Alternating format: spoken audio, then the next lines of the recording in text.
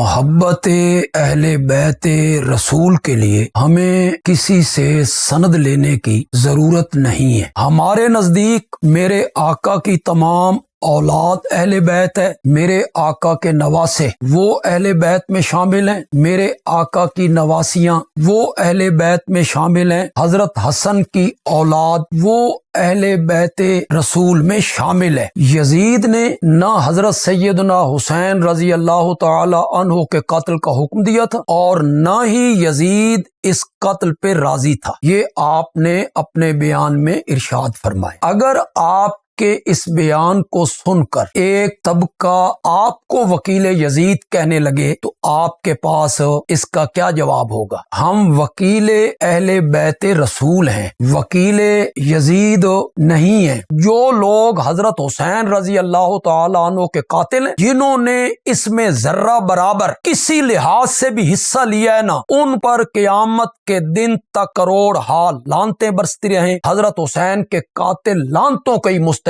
ہیں، جنہوں نے بڑی بے دردی سے ظلم سے کربلا میں اس پورے کنبے کو بڑی بے دردی سے شہید کیا تھا۔ اللہ کی ان پر لعنت۔ نحمدہ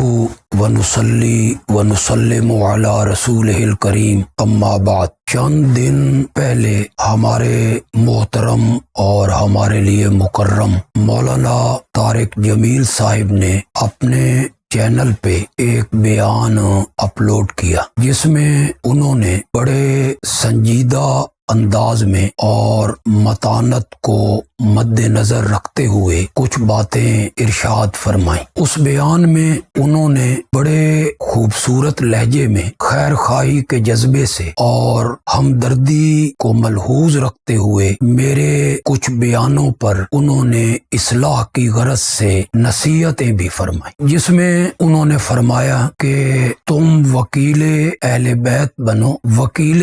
یزید نہ بنو، اور اہل بیت سے محبت اور عقیدت کو اپناؤ۔ اس سلسلہ میں بڑے ادب سے گزارش کروں گا کہ محبت اہل بیت رسول کے لیے ہمیں کسی سے سند لینے کی ضرورت نہیں ہے، بلکہ اہل بیت رسول کی محبت، پیار، عقیدت ہمارے ایمان کا حصہ ہے۔ کامل مومن ہی وہی ہے جو اہل بیت رسول سے محبت بھی کرے، عقیدت بھی رکھے، پیار بھی رکھے۔ ان سے بغض رکھنا یا اپنے دل میں ان کے متعلق کوئی ناروا سلوک ایک رائی کے برابر اپنے دل میں رکھنا، اسے منافقت کہیں گے۔ مگر اس کے ساتھ میں ایک بات اپنے مخدوم سے بڑے ادب سے گزارش کروں گا کہ اہل بیت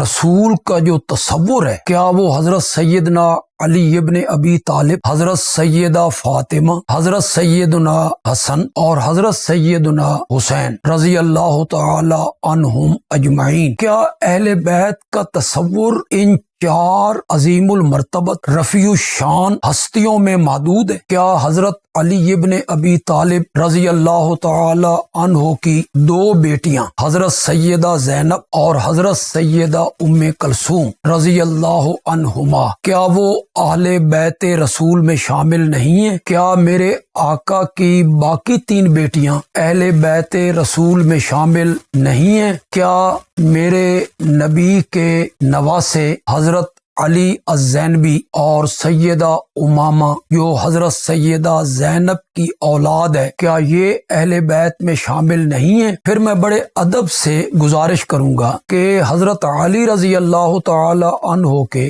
بڑے بیٹے حضرت سیدنا حسن رضی اللہ تعالی عنہ، کیا ان کی اولاد اہل بیت میں شامل نہیں ہیں؟ ہمارے نزدیک میرے آقا کی تمام اولاد اہل بیت ہے، میرے آقا کے نواسے وہ اہل بیت میں شامل ہیں، میرے آقا کی نواسیاں وہ اہل بیت میں شامل ہیں، حضرت حسن کی اولاد وہ اہل بیت رسول میں شامل ہے۔ آپ سورت احزاب کی آیت نمبر 33 اور آپ سورت ہود کی آیت نمبر 73 اسے دیکھیں، آپ نے یقیناً اسے پڑھا ہوگا، تفسیروں پر آپ کی نظر ہوگی۔ کیا ان دونوں آیتوں میں صرف اور صرف اللہ کے نبی کی بیویوں کو اہل بیت نہیں کہا گیا؟ تو ہم ان سب کو اہل بیت رسول سمجھتے ہیں اور ان سے محبت اور ان سے پیار اور ان سے عقیدت اپنے ایمان کا حصہ سمجھتے ہیں۔ آپ نے جو یہ فرمایا کہ وکیل یزید نہ بنو، اس سلسلے میں میں عرض کروں گا کہ ہم وکیل اہل بیت رسول ہیں، وکیل یزید نہیں ہیں۔ ہاں، آپ نے اپنے اس بیان میں ایک بڑی تحقیقی علمی آپ نے بات ارشاد فرمائی کہ یزید نے نہ حضرت سیدنا حسین رضی اللہ تعالی عنہ کے قتل کا حکم دیا تھا اور نہ ہی یزید اس قتل پہ راضی تھا، یہ آپ نے اپنے بیان میں ارشاد فرمایا۔ اگر آپ کہ اس بیان کو سن کر ایک طبقہ آپ کو وکیل یزید کہنے لگے تو آپ کے پاس اس کا کیا جواب ہوگا؟ آپ نے جو بیان اپلوڈ کیا، جو نصیحتیں فرمائیں اور جو تحقیق آپ نے پیش فرمائی، اس کا ایک فائدہ یہ ہوا کہ تحقیق اور جستجو کا دروازہ کھلا۔ محقق لوگ، مبصرین، اہل علم، وہ اس پر اب تحقیق کرنے لگے، دونوں طرف سے حوالے آنے لگے اور لوگ کھوج میں لگے ہیں، جستجو میں لگے ہیں۔ تو یہ ایک تحقیقی مسئلہ ہے اور اس میں تحقیق ہونی چاہیے اور دونوں طرف سے اس میں جو تحقیق ہو وہ لوگوں کے سامنے آنی چاہیے۔ آپ نے ایک نقشہ پیش کیا جو مکے سے کوفے کی جانب آ رہا ہے، تو آپ نے اس میں تاثر دینے کی یہ کوشش فرمائی کہ کربلا جو ہے یہ اس راستے میں نہیں ہے۔ مجھے تعجب ہے کہ آپ 14 صدیوں کے بعد گوگل کے ذریعے آج راستے معلوم کر رہے ہیں۔ میں بڑے ادب سے گزارش کروں گا کہ آج اگر آپ گوگل سے مکے سے مدینے کا راستہ پوچھیں تو اس میں بدر نہیں آئے گا، تو کیا ہم انکار کر دیں گے کہ بدر جو ہے وہ مکے اور مدینے کے راستے میں نہیں ہے، جبکہ پہلے راستہ ہی مکے اور مدینے کے درمیان بدر کے راستے سے جاتا تھا، لیکن اب جب موٹر وے بنی تو وہ راستہ ختم ہو گیا، اب اس راستے میں بدر نہیں آتا۔ میں دور کی مثال کیوں، آپ اپنے قصبہ سے جب لاہور یا راولپنڈی جایا کرتے تھے تو جو شہر اور قصبے راستے میں آیا کرتے تھے، موٹر وے بننے کے بعد جب آپ سفر کرتے ہیں تو کیا وہ راستے، وہ قصبے اور وہ گاؤں اور وہ شہر اب بھی اس راستے میں آتے ہیں؟ تو کیا ہم انکار کر دیں گے کہ اس راستے میں یہ شہر اور قصبے نہیں آتے؟ آپ کو یہ راستہ مکے سے کوفہ یا کربلا یا دمشق، یہ راستہ آپ کو گوگل سے تلاش نہیں کرنا چاہیے تھا، بلدان کی کتابوں سے تلاش کرنا چاہیے۔ یعقوبی کی کتاب البلدان ہے اور لوگوں نے بھی اس پر کتابیں لکھی ہیں، اس سے آپ کو یہ نقشہ تلاش کرنا چاہیے تھا۔ ہم 4-5 نقشے آپ کے سامنے رکھ رہے ہیں، عوام بھی اسے دیکھیں لیکن آپ اسے توجہ سے دیکھیں۔ یہ نقشے جو ہم پیش کر رہے ہیں آپ کے سامنے، آپ ان پر غور کریں۔ ان میں جب مکے سے بندہ کوفے کی جانب آئے تو کوفہ مین راہ سے 25 میل کے فاصلے پر دائیں جانب رہ جاتا ہے اور وہاں سے ایک راستہ کربلا کی طرف نکلتا ہے جو تقریباً 88 میل ہے اور وہ راستہ کربلا سے ہوتے ہوئے سیدھا دمشق چلا جاتا ہے۔ آپ اس پر دوبارہ ایک دفعہ غور فرما لیں۔ حضرت سیدنا حسین ابن علی رضی اللہ تعالی عنہ نے اہل کوفہ کی بے وفائی کو بھانپا کہ جن لوگوں نے خطوط لکھ کے مجھے بلایا تھا، عین موقع پر وہ لوگ فریق مخالف کی فوج میں دستے میں شامل ہو گئے اور انہوں نے میرے تعاون سے ہاتھ اٹھا لیا۔ تو انہوں نے وہاں 3 شرطیں پیش فرمائی تھی۔ ان میں پہلی شرط یہ تھی کہ مجھے واپس جانے، دوسری شرط یہ تھی کہ مجھے اسلامی سرحدوں پہ پہنچا دو، تیسری شرط یہ ہے کہ مجھے یزید کے پاس لے چلو، میں اپنا معاملہ اس سے مذاکرات کے ذریعے خود طے کر لوں گا اپنا معاملہ۔ لیکن آپ نے ان 3 شرطوں پر اعتراض فرمایا۔ آپ نے کہا کہ یہ 3 شرطیں اسی ابو مخنف لوط ابن یحییٰ سے ہیں جس کو میں کذاب متروک الحدیث میں کہتا ہوں۔ تو آپ نے فرمایا کہ یہ 3 شرطیں بھی تو اسی سے نقل کی گئی ہیں۔ تو میں اس سلسلے میں عرض کروں گا کہ یہ 3 شرطیں ہم الزامی طور پر ان لوگوں کے سامنے پیش کرتے ہیں جو اس جنگ کو کفر و اسلام اور حق و باطل کا مارکا سمجھتے ہیں، اور ہم ان کی کتابوں کے حوالے دے کر انہیں سمجھاتے ہیں کہ اپنی کتابیں پڑھیے گا، آپ کی کتابوں میں ان 3 شرائط کا ذکر ہے۔ لیکن اگر آپ اس پر مطمئن نہیں ہیں تو میں طبری سے ایک حوالہ پیش کرنے لگا ہوں، وہ حسین ابن عبد الرحمن سے، اور وہ صحیح سند کے ساتھ ہے، اس پر ذرا آپ غور فرمائیں۔ شاید میں اس کا ترجمہ نہ کروں اور آپ اس کا ترجمہ سمجھیں کہ وہاں اس روایت میں جو حسین ابن عبد الرحمن سے ہے، اس میں حضرت سیدنا حسین رضی اللہ تعالیٰ عنہ نے ابن سعد سے، حر سے، اور جو لوگ ان کا راستہ روک رہے تھے ان سے انہوں نے قسم دی فناشدہم الحسین، اللہ کے نام کا واسطہ دیا اور اسلام کا واسطہ دیا کہ وہ میرا راستہ چھوڑیں، ان یسیرہ الی امیر المومنین، تاکہ وہ چلے جائیں امیر المومنین کے پاس۔ یہ طبری ہے، صفحہ 222 ہے، جلد 6 ہے، اور یہ صحیح سند کے ساتھ ہے۔ اس میں حضرت سیدنا حسین رضی اللہ تعالی عنہ کی زبان مقدس سے جو الفاظ نکل رہے ہیں، آپ ان الفاظ پر غور فرمائیں گے۔ آپ نے میری ایک تقریر کا ایک کلپ جو آپ نے سنا، اس پر آپ نے اعتراض کیا اور آپ نے ارشاد فرمایا کہ میں نے کربلا کی جنگ کا انکار کر دیا، لیکن اگر مجھے آپ کے اخلاق کریمانہ سے یہ توقع ہے اور تھی کہ آپ مجھ سے پوچھ لیتے کہ اس جملے سے آپ کا مقصد کیا ہے، کہ کربلا میں کوئی جنگ نہیں ہوئی، یہ آپ نے کس نظریے سے یہ جملہ کہا ہے، تو پھر میں آپ کو بتاتا کہ جس معنی میں ایک طبقہ اس جنگ کو پیش کرتا ہے اور جس طرح لوط ابن یحییٰ نے مقتل حسین میں اس جنگ کا نقشہ پیش کیا ہے، جو واقعہ کربلا کے تقریباً 20 سال بعد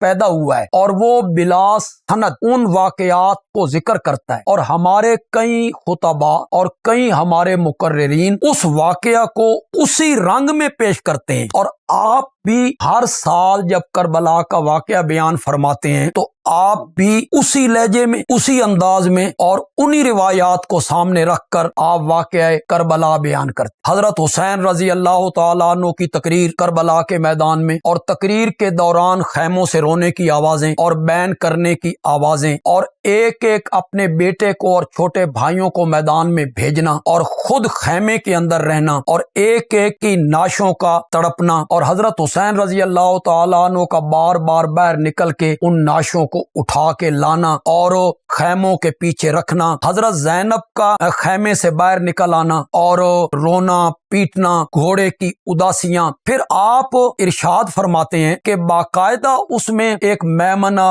میسرہ، مقدمۃ الجیش، علم، جھنڈا، جو ایک جنگ ہے، اس کا آپ نقشہ پیش کرتے ہیں۔ میں نے اس سے انکار کیا ہے کہ اس طرح کی باقاعدہ جنگ نہیں ہوئی اس جگہ پر۔ ہاں، آپ سے میری بڑے ادب سے گزارش ہے، درخواست، کہ یہ جو کچھ واقعہ کربلا میں بیان کیا جاتا ہے اہل بیت رسول کے متعلق، مستورات کے متعلق، اونٹوں کی ننگی پیٹھوں پر انہیں بٹھانا، چادریں چھین لینا، ہتھکڑیاں لگا لینا، اور اس طرح ماتم کرنا، بین کرنا اور تقریر، اگر کسی کتاب میں آپ صحیح سند سے اگر اسے پیش فرمائیں تو ہم بھی اسے ماننے کے لیے تیار ہیں، کوئی صحیح سند اس کی ہونی چاہیے۔ لیکن اگر اس کا راوی لوط ابن یحییٰ ہو اور وہ چشمدید بھی نہیں ہے، یا اس واقعہ کو حضرت سیدنا حسین رضی اللہ تعالیٰ عنہ کے لخت جگر حضرت سیدنا زین العابدین نے بیان کیا ہو، یا اس واقعہ کو محمد باقر رحمت اللہ علیہ نے بیان کیا ہو،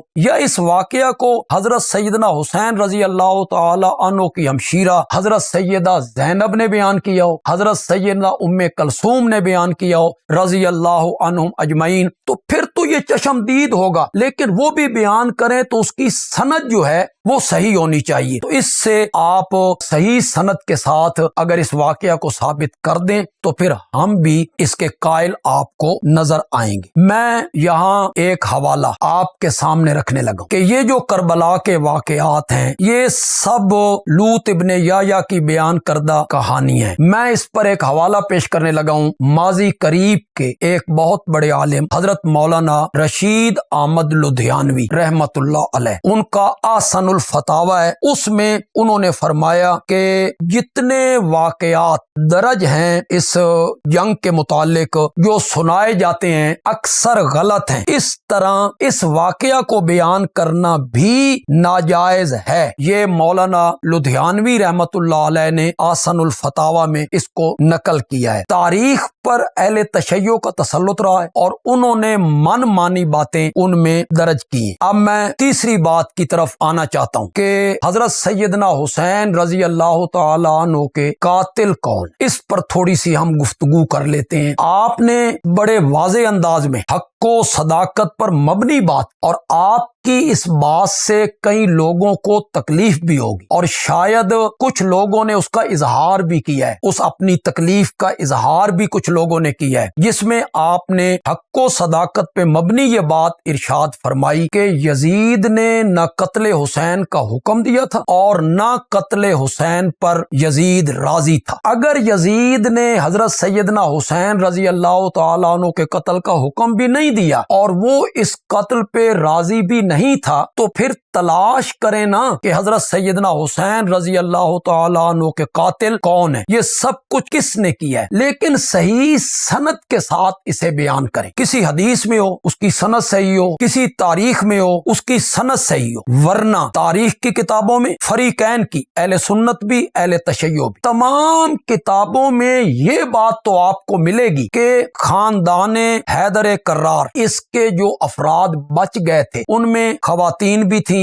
حضرت زین العابدین رحمت اللہ علیہ بھی تھی۔ ان تمام لوگوں نے اپنے قتل کا ذمہ دار کوفیوں کو قرار دیا ہے۔ واضح الفاظ میں انہوں نے کہا ہے کہ جن لوگوں نے خط لکھ کے ہمیں بلایا تھا انہی نے ہمیں قتل کیا ہے۔ کوفہ کے لوگ جب رونے لگے، پیٹنے لگے، عورتیں بین کرنے لگیں تو حضرت سیدہ زینب نے، حضرت زین العابدین نے، حضرت سیدہ ام کلثوم نے کہا کہ یہ لوگ رو رہے ہیں تو پھر ہمیں قتل کس نے کیا ہے؟ تو یہ بیان تو آپ کو تاریخ کی کتابوں میں مل جائے گا، لیکن ایک حوالہ میں حدیث سے پیش کرنے لگا ہوں، آپ اس حوالے پر غور فرمائیں گے۔ جی یہ حدیث کی معتبر کتاب ہے بخاری، اس کا صفحہ نمبر ہے 530 اور جلد دوسری، بڑی مشہور حدیث ہے، آپ کا مطالعہ وسیع ہے اور حافظہ بھی آپ کا قوی ہے، یقیناً یہ حدیث آپ کی نظروں سے کئی مرتبہ گزری ہوگی۔ حضرت سیدنا عبداللہ ابن عمر رضی اللہ تعالی عنہما یہ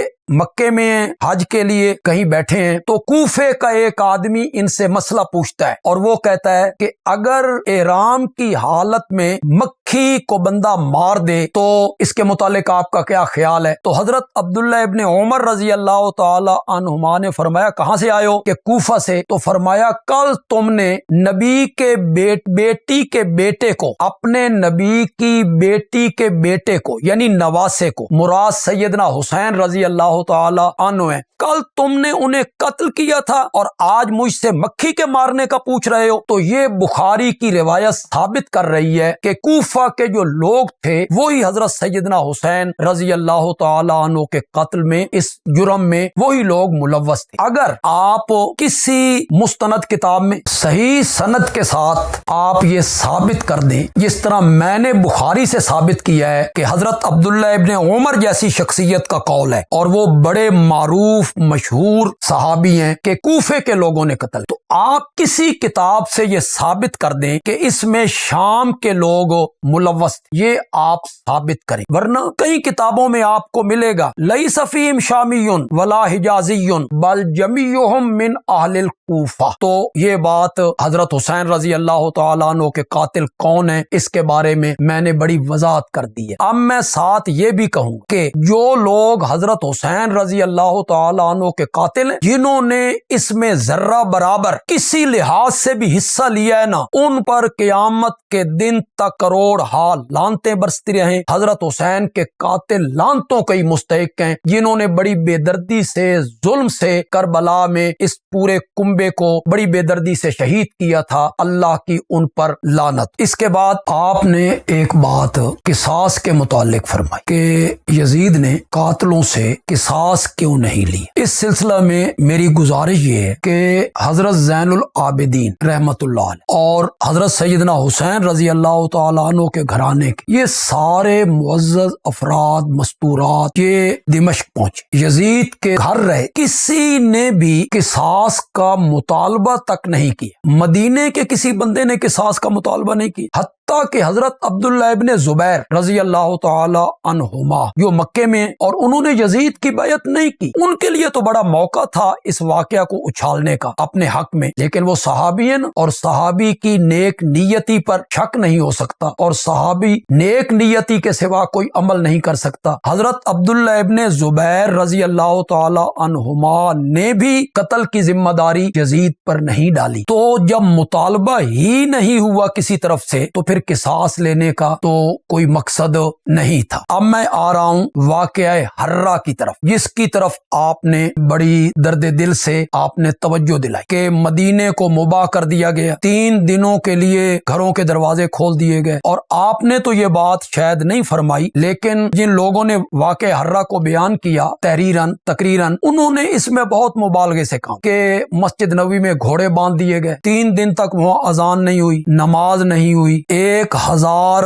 عورتوں کے ساتھ بدکاری کی گئی۔ یہ بڑی باتیں تاریخ کی کتابوں میں یہ درج کی گئی ہیں اور آپ نے اسی کو بنیاد بنا کر اس کا ذمہ دار یزید کو ٹھہرایا ہے۔ حقیقت حال یہ تھی کہ مدینہ میں رہنے والے کچھ لوگ، سارا مدینہ بھی نہیں، کچھ لوگوں نے یزید کے پاس جا کے، ایک وفد پہلے یزید کے پاس گیا، وہاں حالات دیکھے، واپس آ کر اس نے پروپیگنڈا یہ کیا کہ یزید شراب پیتا ہے، بے نماز ہے اور شریعت کے احکام پہ عمل نہیں کرتا۔ سادہ لوگوں کو انہوں نے اپنے ساتھ ملایا، گورنر کو غیر مؤثر کر دیا، اور بنو امیہ کے جتنے لوگ تھے وہ مروان ابن حکم کے گھر میں محصور کر دیے گئے۔ پھر یہ کاروائی ہوئی جو مسلم ابن عقبہ کی قیادت میں ہوئی۔ آپ نے اس سے تاثر دینے کی کوشش فرمائی کہ شاید سارا مدینہ یزید کے خلاف تھا اور مدینے کی بے حرمتی یزید نے اور اس کی فوج نے کی۔ اس سلسلے میں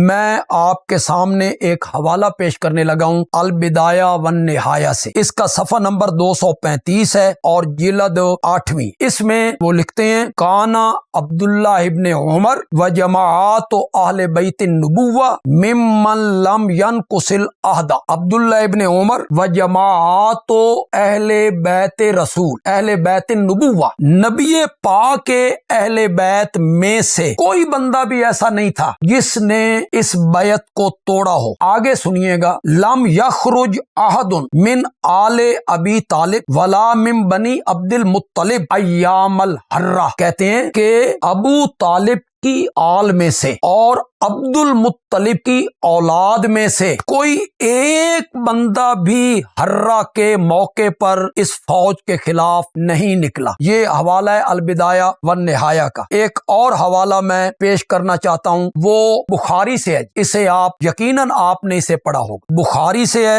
حدیث نمبر ہے 7111 اور یہ حضرت عبداللہ ابن عمر رضی اللہ تعالی عنہما کا ارشاد ہے۔ بخاری میں آپ نے اسے ابن اسیر میں پڑھا ہوگا، آپ نے اسے تبری میں پڑھا ہوگا، جو باتیں آپ کے ذہن میں، اور میں جو بات پیش کرنے لگا ہوں یہ بخاری سے حضرت عبداللہ ابن عمر جیسی شخصیت کا ارشاد ہے، انا قد بایانا ھذا الرجل علی بیع اللہ و رسولہ، ہم نے اس آدمی کی یعنی یزید کی بیعت کر لی ہے، اللہ اور اس کے رسول کی بیعت ہے، اس کے مطابق ہم نے اس کے ہاتھ پر ہاتھ رکھا ہے۔ آگے حضرت عبداللہ ابن عمر کا ارشاد سنیے گا، فرماتے ہیں میرے خاندان میں سے جس بندے نے بھی اس آدمی کی بیعت کو توڑ دیا اس کے ساتھ میرا کوئی تعلق نہیں ہوگا۔ یہ بخاری میں ہے اور حضرت عبداللہ ابن عمر کا قول ہے۔ اس کا مطلب ہے کہ حضرت عبداللہ ابن عمر کے خاندان کا کوئی آدمی اس واقعہ حرہ میں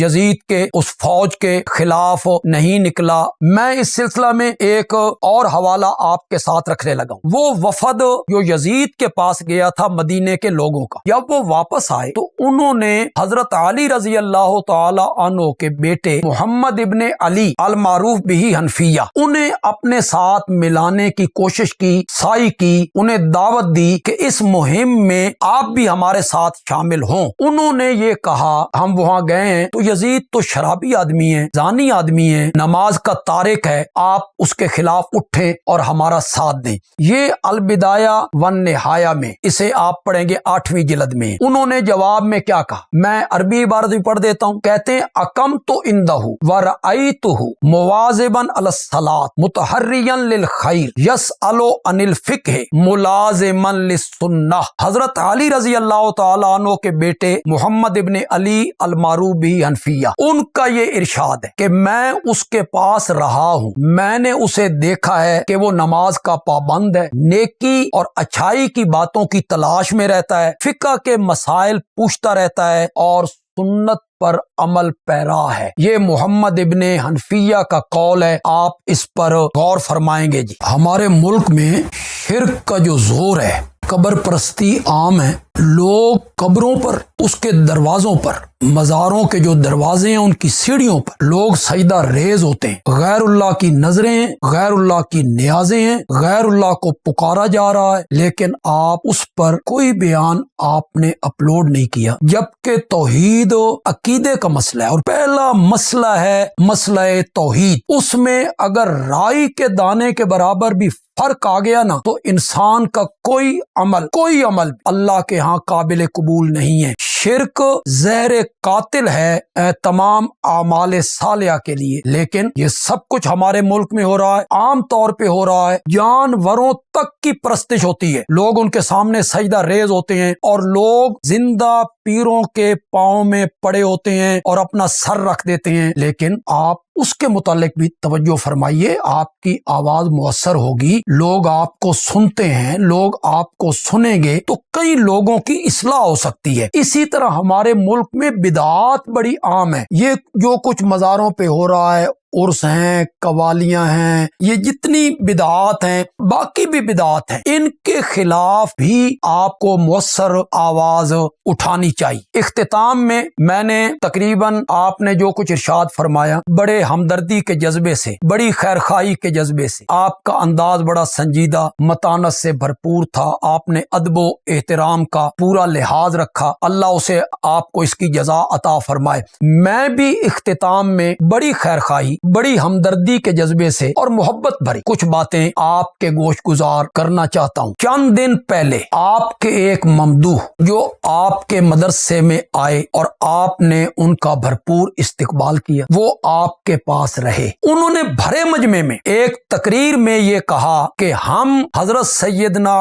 علی رضی اللہ تعالی عنہ کو نبی اکرم صلی اللہ علیہ وسلم کے بعد تمام انبیاء سے افضل مانتے۔ یہ کھلی تقریر ہے، فیس بک پر، یوٹیوب پر لوگوں نے سنی، لیکن آپ نے ان کے خلاف کوئی کلپ ریکارڈ نہیں کروایا، آپ نے اس کی تردید کسی تقریر میں، کسی تحریر میں آپ نے اس کی تردید نہیں کی۔ ہندوستان کے ایک عالم سلیمان ندوی، انہوں نے 4-5 دن پہلے ایک بڑا غلیظ جملہ حضرت سیدنا معاویہ رضی اللہ تعالیٰ عنہ کے متعلق بولا کہ معاویہ اس امت کا فرعون ہے، لیکن آپ کو خیال اس موقع پر کیوں نہیں آیا کہ آپ اس کی تردید کریں اور حضرت معاویہ رضی اللہ تعالیٰ عنہ کی عظمت، شرف اور فضیلت کو آپ بیان کریں؟ ممبروں پر خلفائے ثلاثہ کو فدق کے لٹیرے، فدق کے غاصب، سیدہ پہ ظلم کرنے والے، سیدہ کو تھپڑ مارنے والے، دروازے کو آگ لگانے والے عام محفلوں میں بیان ہوتا ہے، لیکن آپ نے آج تک ان کے خلاف کوئی کلپ ریکارڈ نہیں کروایا۔ آپ نے حضرت معاویہ رضی اللہ تعالیٰ عنہ کی عظمت پر، فضیلت پر اس طرح کھل کر کبھی بات نہیں کی جس طرح کھل کر بات کرنی چاہیے۔ تو میری آپ سے یہ گزارش ہے اور درخواست ہے، آپ کی آواز مؤثر بن سکتی ہے۔ حضرت معاویہ رضی اللہ تعالی عنہ کی وجہ سے پورے کنبے کو، بنو امیہ کے پورے خاندان کو بدنام کرنے کی ایک سازش ہو رہی ہے۔ آپ اٹھیں، کمر بستہ ہوں اور آپ وکیل بنیں اصحاب رسول کے، جس طرح آپ وکیل ہیں اہل بیت رسول کے۔ اللہ تعالی مجھے اور آپ کو सिरात मुस्तकीम हक की सही रहनुमाई अल्लाह हमें अता फरमाए। आखिर में मैं एक बात करना चाहता हूँ। मैंने जितनी बातें की हैं, मैंने हजरत मौलाना तारिक जमील साहब के क्लिप के जवाब में मैंने ये बातें की। जो लोग मेरे खिलाफ इस तरह के क्लिप अपलोड करते हैं, तकरीरें करते हैं, मैंने उनकी तरफ कभी तवज्जो ही नहीं दी। वक्त का ज़िया मैंने कभी नहीं किया कि मैं उनको जवाब देता रहूं। लेकिन मौलाना एक अच्छी शख्सियत के मालिक हैं। फिर उनका जो अंदाज था मुतासिर कुन था, उसने मुझे भी मुतासिर, लोगों को भी मुतासिर, हमदर्दी का जज्बा टपक रहा था। लेकिन लोग जो हमारे मुतालिक बोलते हैं तो फिर वो गालियां निकालते हैं, जिद, इनाद, बुग़्ज़ होता है। हम ऐसे लोगों को कोई जवाब नहीं देते। जो कुछ आज मैंने कहा है, अगर मौलाना तारिक जमील साहब मुनासिब समझेंगे तो इसके मुतालिक अपनी राय का इजहार फरमाएंगे, कुछ इरशाद फरमाएंगे। उनके अलावा कोई आदमी इसमें लब कुशाई न करे, और अगर वो लब कुशाई करेगा अपने तक महदूद रहेगा, हमारी उसकी तरफ कोई तवज्जो नहीं होगी। वमा अलैना इल्लल बलागुल मुबीन।